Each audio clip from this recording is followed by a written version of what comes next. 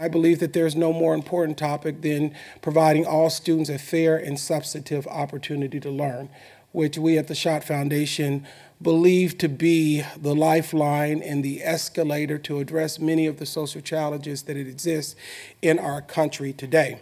I often like to start by being deliberately redundant in saying that there's clear biological evidence that regardless of race or ethnicity, we're 99.6% the same. 99.6% the same. In fact, there are more genes to explain the variance in our eye color than our racial or ethnic differences. So to the degree that we're 99.6% the same, any variance that we see that's identifiable by race, ethnicity, or gender is not caused by the racial, ethnic, or gender differences, but the social policies and social practices which cause these differences.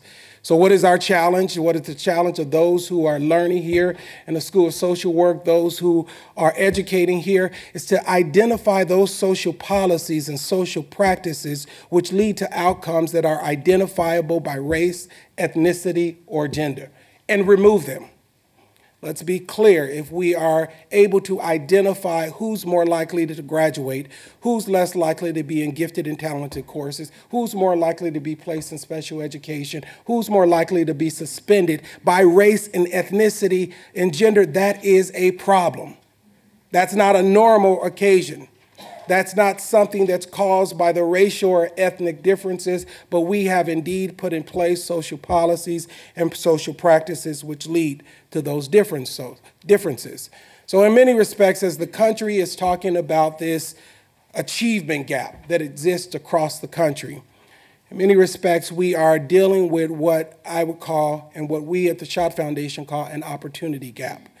The achievement gap is just the byproduct of a much larger opportunity gap that if indeed we care about providing all students a fair and substantive opportunity to learn, we must be able to address.